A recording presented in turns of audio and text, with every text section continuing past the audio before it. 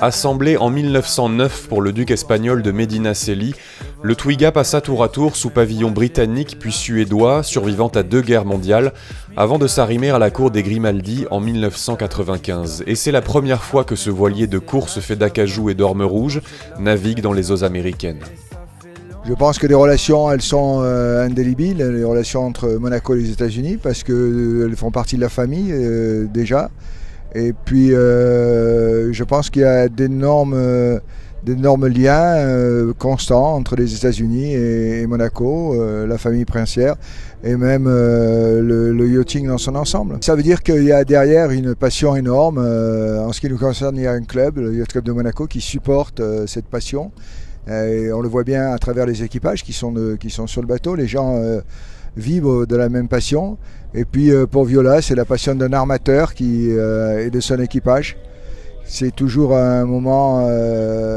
je crois que dans la vie, il n'y a que la passion qui compte. Et s'il n'y a pas de passion, il n'y a rien qui se fait. Donc ce projet est né d'une passion.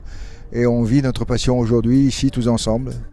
Défilés maritimes et aériens, reconstitutions historiques, spectacles et conférences, ce 4 juillet est un outil d'affirmation politique pour l'administration Trump qui exploite entre autres l'ampleur de cette parade navale de 24 km, la plus importante jamais déployée aux États-Unis en temps de paix. L'accueil que nous avons reçu en tant que Yacht Club de Monaco et également représentant de Monaco avec Twiga et Viola, l'accueil a été d'une chaleur absolument remarquable. Les Américains sont enchantés de nous voir là et les liens d'amitié naturels qui existent entre Monaco et les États-Unis par le biais de la princesse Grace notamment, sont très présents et on a senti la gratitude, la reconnaissance des Américains de voir des représentants de Monaco ici pour célébrer les 250 ans. Sorti des chantiers écossais en 1908, le Viola a quant à lui traversé les restaurations mais préservé sa structure d'origine en pitch peint, bois dense, riche en résine, et des eaux britanniques, ce 16 mètres passa sous pavillon français avant d'être classé monument historique en 1993. Étant arrivé ici, nous y passons 3 mois. C'est une découverte totale puisque Viola n'est jamais venu dans ces eaux. D'ailleurs, je crois Twiga non plus.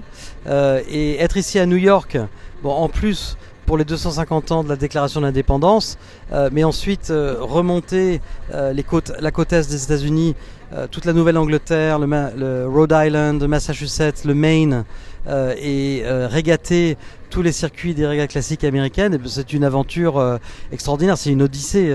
Quel sentiment ça me fait, une grande joie, c'est une grande chance, c'est merveilleux. Commémorations à New York achevées, cette flotte plus que centenaire fera bientôt route vers la Nouvelle-Angleterre, plus au nord, où elle s'alignera au départ de plusieurs régates pour promouvoir la conservation du patrimoine maritime européen.